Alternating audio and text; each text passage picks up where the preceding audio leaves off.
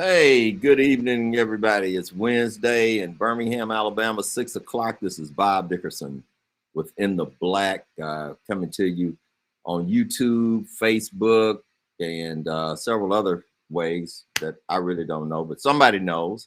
You got me out there. Thanks to all my friends for following us, for registering your business in the A.G. Gaston Business Institute business directory, and for really being my friend. I'm happy that you're my friend on Facebook, that you're following me on LinkedIn, that all of you on Instagram, and even when I tweet, I need to tweet more. I don't tweet enough, but even when I tweet, I'm just happy that that all of you are out there.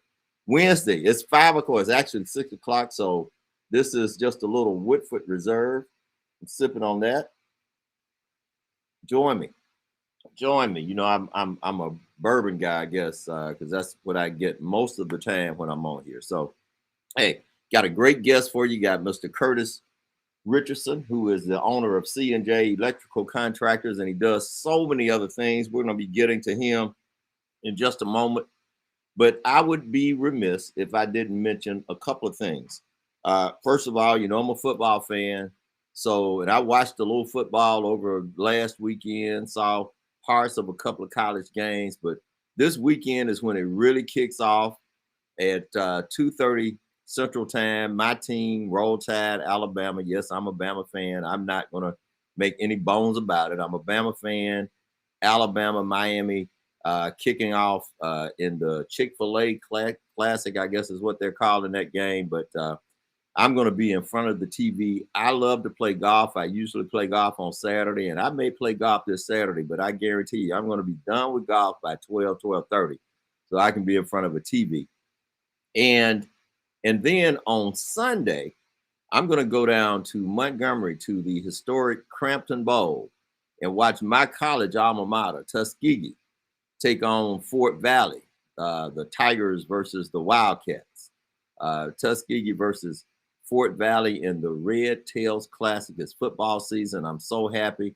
Yeah, I pay attention to baseball a little bit, but this is my time of year, and I am just really excited about football season coming up. Listen, I want to make sure all of you know that COVID hadn't gone anywhere. As a matter of fact, it's making a resurgence. Wear your mask. Wear your mask. There's nothing wrong with wearing a mask. All these people who are protesting against their children wearing masks to school when it should keep them and the children safe, I think that's probably some of the most ridiculous thinking that I've ever seen. But you wear your mask. Wear it whenever you can. Yes, I'm vaccinated and I'm ready for my booster shot or whatever they want to call it. I would much rather take a chance on a side effect for a day or two, based on protecting myself than to end up on a ventilator or respirator or whatever they put you on, when you get it. So wear your mask. Do me a favor. Do me a favor. Don't give me COVID. Hey, a couple of things that are happening. Hey, Allison, how you doing? Roll Tide Roll. Yeah, I got people already on here talking about Roll Tide. You're right. A couple of things. One thing that happened today, and we're going to talk about this a bit more in the future. And I don't want to get too technical, but the Dodd-Frank, that's the law that set up the Consumer Financial Protection Bureau back in 2010. There was a thought, and actually it's becoming a rule now, that we need to have data on small business loan applications like we have data on home mortgage loan applications, so we could determine the rate at which Black and brown borrowers are declined compared to white borrowers. Also, we need to know the interest rates. We need to know if Black folks are paying more for their money for small business loans or getting worse terms than other folks. We need to know that. And so the rule is coming out. I'm going to talk more about it, but data drives the movement. We need robust data reporting on this issue. And it needs to cover everybody. It needs to cover banks, finance companies, these online lenders, fintechs, the whole nine yards. Everybody has to report this information. And it's not being reported just for punitive measures against lenders that don't do right, although they do need to be punished.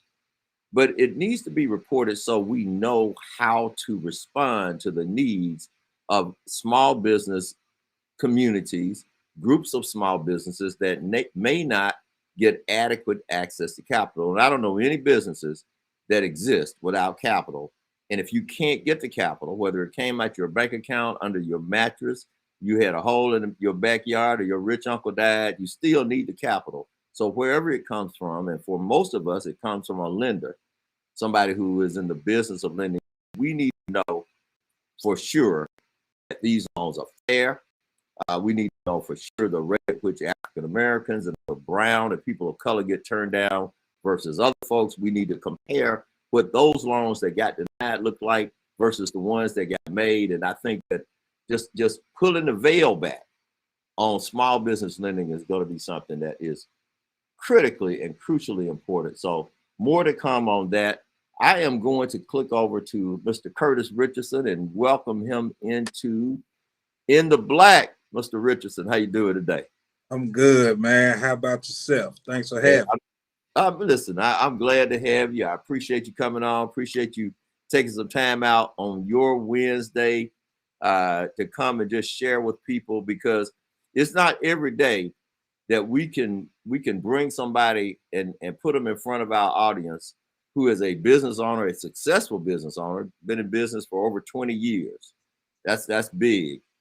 Who's also, somebody who not only does business and hires folks and the whole thing that businesses do, but also who gives back, volunteering with the Birmingham Metro Black Chamber of Commerce, also an author. So we're going to get into all that, Curtis. I really do.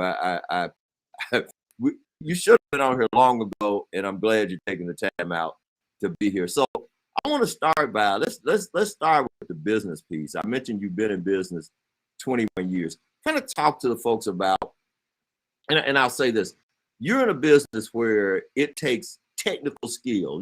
You got something that you know how to do, and so I mean it's not like me. I can run my mouth, but I probably can't fix nothing. You understand that? But you know how to do stuff. Talk to us a little bit about your journey. What made you go into business? What led you to have this desire to be an entrepreneur? Well, I started. I've been in the trade for going on 30 years. Next year will actually be 30 years. So I got into the electrical trade in 1992. But being into the trade, I probably worked with different outfits for about 8 years. And anything dealing with construction at that time, it was destined that it was going to be a shortage. The job going to run out, because when we build ourselves out of work, unless you got something else going on. And around that time, if you wasn't a part of the inside clique, you really will not be moving on to the next project. So having gone through years of that, I got tired of being either laid off or downsized. So around 2001, that's when I started my company in 2001. And I mean, things was going. I mean, it was a slow start. I didn't have no business knowledge. None of that. Didn't know nothing. Zero about taxes and admin, branding, anything. I didn't know nothing. I just was a technician, a master electrician. I knew the craft, but I found out early on that doesn't mean nothing dealing with business. So after going through that trial and error, I think I got myself together around 2004, 2005, and things was going great at that time up until 2008, and the market fell out. So right around that time, I was focusing a lot on residential subdivisions, kitchen remodels. But when the market fell around 2008, that just stopped. That killed all that. And so by default, I started going into the capital projects, the government projects, and things like that, only by default. And so my first capital project was the Powderly Library over here in West End. And that was in 2009. and the rest was history. After that, we done the BJCC Uptown District, the Marriott Hotel, the Transit bus station downtown, the Max, and I know I'm forgetting tons, but we done pretty prominent projects throughout the city of Birmingham. So I've been fortunate enough to be able to work around the areas that I actually grew up in. So by me being a native of Birmingham, it just was amazing to work in the area, in the general area where I actually used to walk to school. You know, so that right there, I mean, that's my journey up to this point. But and you mentioned something that I think is really important for business people to hear. Mm-hmm. So businesses about the skill, the trade. Mm-hmm. Then you got to add a whole lot of other stuff on top of it that if you don't master or find some way to get it done, it'll cripple your taxes, admin, paperwork, human relations. Talk to us about how you manage how you get that done. What did you do? What was your secret sauce to make sure that you were able to get those other pieces? I call it the stuff that operates around the periphery of business. The back office. Yeah. Right. And here's the thing, through trial and error. Now I tell everybody or anybody, you're gonna pay tuition one way or another. You're gonna pay it traditionally. You can actually go and take a business course, or by trial and error, take a business course. So the tuition was paid. So I learned that I need to do taxes. You know, so the good thing back then, I was able to get on a payment plan to catch up on taxes that I know pretty much nothing about. But as far as the admin go, you know, back then, as far as branding and marketing, you know, we didn't have social media, so we had literally the yellow pages, at least be listed in the white pages. You even had the thrifted nickel, you know, so you had different newspaper, you can kind of market your business. But of course, back then, that stuff was, I mean, the marketing budget, that's another, I ain't know nothing about a marketing budget, you know, so back then it was deemed to be very expensive. So I thought I was doing good to get me a little quarter page, but that was nothing marketing behind that. But so word of mouth is what sustained me back then. I was able to create a solid client base. I actually still got clients that was back in 2002. So wow. I was able to sustain that, but through trial and error, as far as the admin, the you know, customer service, you know, we all feel like customer service, be nice, you know, at the least be nice, and respectful. But I didn't have no processes and technicals, but I'm a self-learner. So I was able to, you know, read different books, stuff like Good to Great, read different, who is this?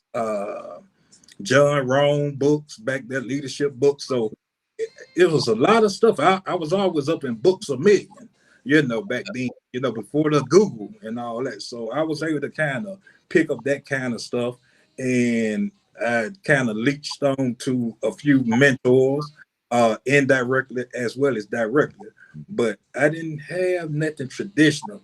But through all that trial and error, I'm pretty mean with the back. You know, I mean, you know, the financials, things like that, you know, cost of doing bit, all of that, just pretty. I'm pretty nice with it because I went through the trial and error and bumped my head and got scarred up a lot, you know, but we got it now. Well, you paid your tuition. Yeah, the tuition. You're going to pay it one way. You mentioned it. You're going to pay it one way or pay it the other. Yes. So we were talking earlier, and I just want you to talk about it. Mm-hmm. Right now, what's the biggest challenge that you and other businesses have to be able to grow and to take on major projects? The biggest challenge. What do you see as the biggest challenge right now? It's, of course, it's always funding. Mm-hmm. You know, and by me coming up untraditional, I wasn't privy to the funding, so I had to be very creative in being able to fund major projects. But that's always the case. And in the construction industry, the things I was running across was, once I got somewhat established, I was able to get people was marketing me loans, but I wasn't needing a loan. I was needing lines of credit. Right. I just only needed that money to kind of hold me for to make payroll, because all my suppliers, I pretty much had a line of credit with them, so I didn't have to worry about equipment and supplies and stuff like that. But payroll, had to worry about payroll, and because I wasn't able to get the funding, so I was able to be creative, but it's still stuff for me because I wasn't able to take on many projects. So I was only limited to maybe 3 to 4 major projects. But if I had that line, the sky would have been the limit of funds that line would have got me. So, right. But funding is most definitely, it was the Achilles heel for me. Right. Well, now what about people? Because I hear everybody that I know in business right now, it's how you doing with people? Yeah. Now, as far as to date, been able to take on those projects, but prior to COVID, we always suffer in the construction industry. Skill help. You can get unskilled help, but you always, it was a dying breed because unfortunately we took the trades out of schools and stuff of that nature. But then after COVID, the skill pool of people was also not coming to work. So that stifled us on, or me in general, on taking on larger projects. I just didn't want to take on larger projects because I don't want to put myself out there and have poor service. But that one of the things what I seen, someone told me, say, well, Curtis, you may want to pay your guys. I said, well, some of them getting paid $25, $30 an hour, but it may be kind of easy to just kind of sit at home to get what was being given a couple of months ago of doing nothing, versus that $30 an hour. It requires you to be out working, all day, maybe in a ditch or whatever. But if you can get some easy money, but of course that don't cut off. But we been it just that hiring, it just been kind of a little off right now, and really kind of got to watch. Some folks are calling now, but it just still kind of you're skeptic. You really got to look at it a little, and maybe I'll be feeling a little different maybe later on this year. But coming off some large projects, I think I'm still kind of taking a break and kind of want to keep it small for a minute. I understand. We got Curtis Richardson on, the owner of C&J Electrical on in the black. So now, and I know that a lot of folks really don't quite understand when you go to work what you're really doing. You're selling too. You're selling your labor to that employer. And I think when people get their mindset and they understand that, I'm here for a purpose to get paid and make my 30 whatever dollars an hour. But if you flip it over and you understand that in order for this business owner to pay me $30 an hour, I got to produce way more than that. Yes. I probably got to produce $130 an hour to be able for that person to justify 30, because he got my 30. He's got the rental on this equipment that I'm sitting on or working with. He's got all the other overhead. If he got a loan, he got the interest expense to pay. And plus, he's not in business for me. He's in business for himself and his family. And I think when workers can understand that, I think the ethic of that work sort of changes. But I want to one of the things that you've done, in addition to being self-employed, and obviously you're not a selfish man, because you're volunteering as president of the Birmingham Metro Black Chamber of Commerce. Now, how long have you been involved with that organization? Oh man, probably almost 10 years. You Almost know, 10. I was having a conversation with somebody from the Birmingham Business Alliance, and you and I hadn't talked about this, but I was telling them, you all don't really operate as a chamber, you operate as an economic development organization. Chambers are closer to the real business people. You know, they have something for the for the mom and pops, you know, for the up and coming. And yeah, it's good to rub shoulders with some corporate giants, but that might not be your sweet spot. So just talk to us a bit about the Metro Chamber, because I'd like for all the business people who happen to be listening to join and support Birmingham Metro Black Chamber. Okay. And if I got time, because I really, when I talk about the chamber, I like to kind of go off into like the history of it, you know. Go ahead. Let's do it. You can't mention the Black Chamber of Commerce without first mentioning the National Negro Business League that was founded by Booker T. Washington back in August of 1900, actually 12 years before the U.S. Chamber of Commerce. And you know, that particular organization was really, the purpose of it was to galvanize the businesses of that time to partake in the economic development during that time, the industrial era.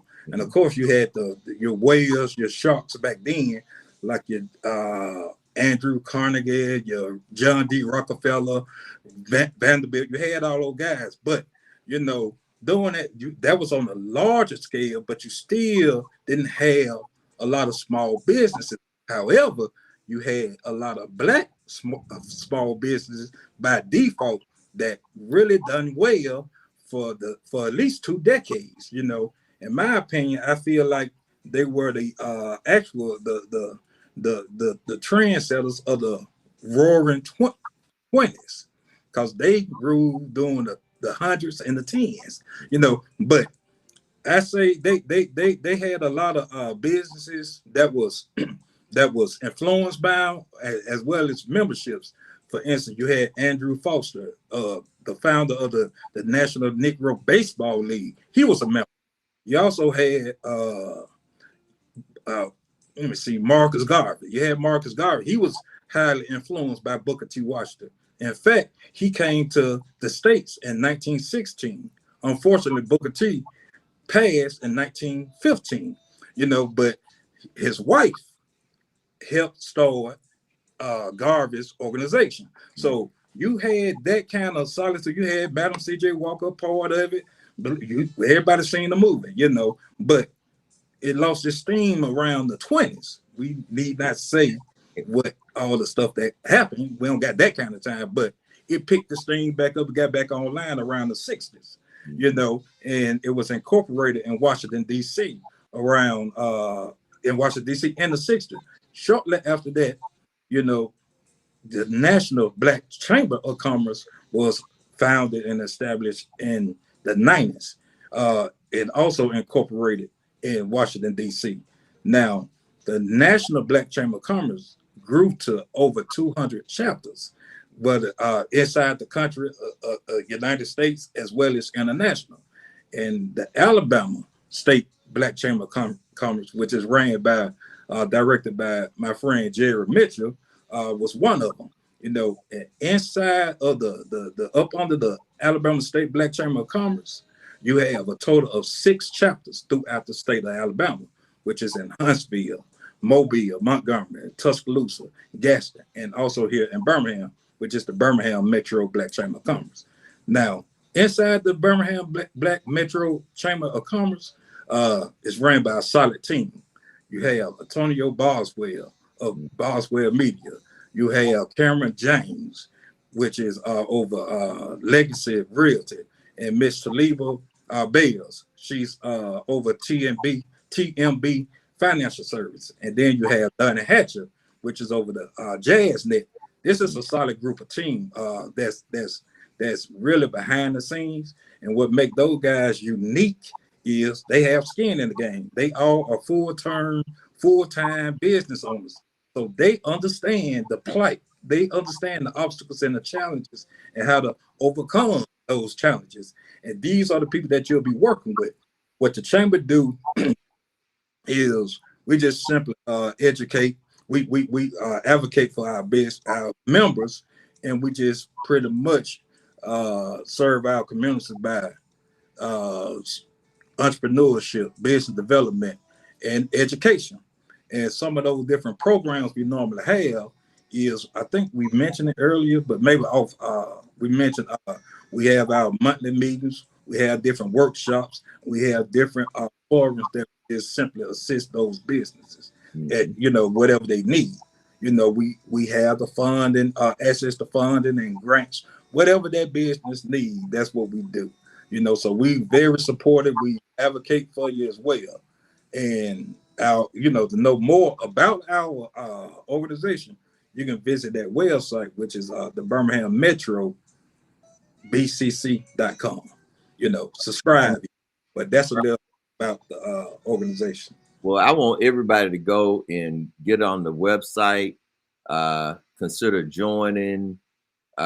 Anytime we can pull together and especially rely on resources, expertise, and assistance, from people who look like us and care about us, I think that's great. And man, I applaud you for that, because, that's paying it forward and giving it back at the same time. So really, I really applaud you. Now I don't want us to leave without, because I mentioned business owner, volunteer, small business advocate, and author of a book, Developing Your Inner Brilliance. And I think the title is You Already Have It, Developing Your Inner Brilliance. Tell us a bit about the book and what motivated you to write that.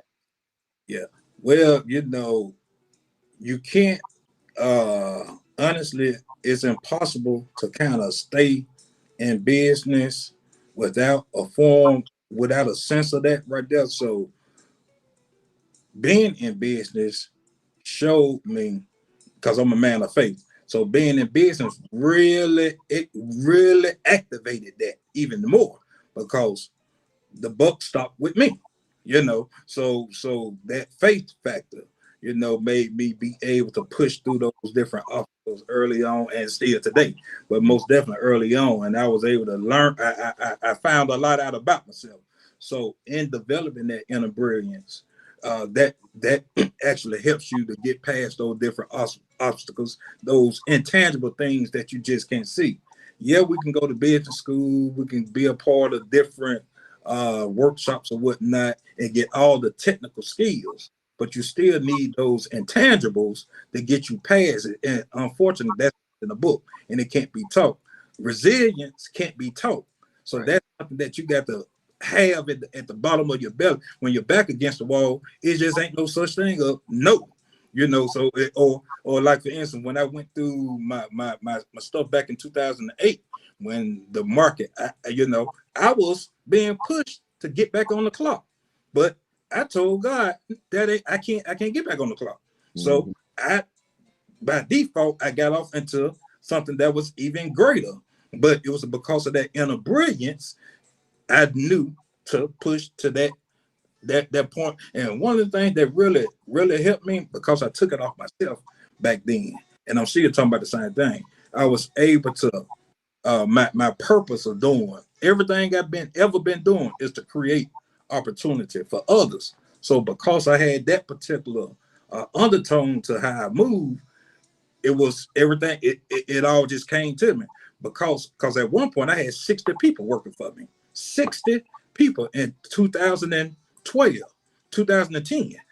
So and that's a guy from Fountain Heights, graduated from Phillip High School, went to Lawson State Community College, but that didn't matter because that inner brilliance was there and the unselfishness was there. So you got to have that infrastructure, that foundation piece to be able to move through business or anything, even in life, So that's the inner brilliance. It's just basically connecting to that person who you are, that we just been told through just through living that we who we wasn't, as far as, indirectly, but we just haven't tapped. A lot of times we haven't tapped into what we already have, but Amen.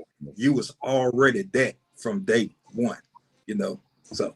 Yeah. Well, Curtis, man, look, I really appreciate you coming on. This is Bob Dickerson with Curtis Richardson, the owner of C&J Electrical, author, advocate, leader of the Birmingham Metro Black Chamber of Commerce.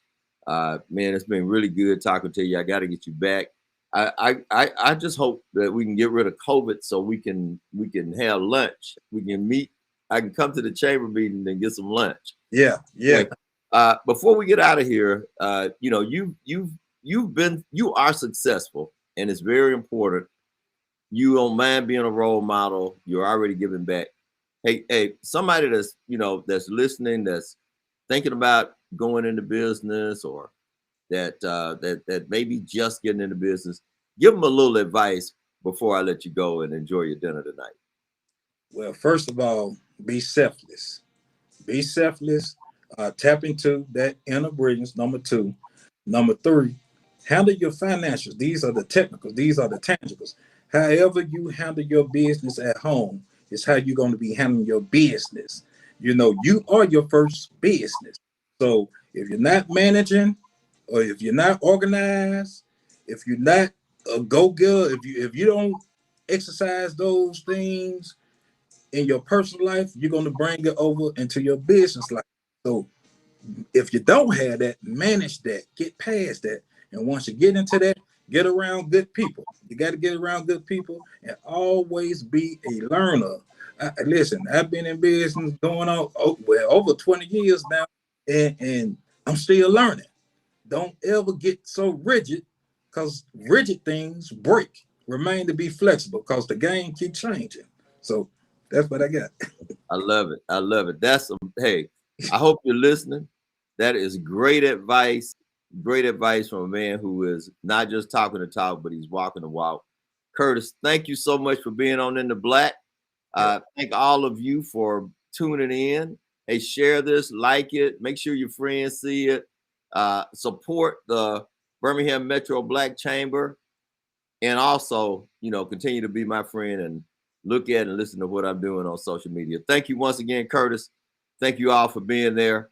This is Bob Dickerson with In the Black. Have a great week. See you next week. All right.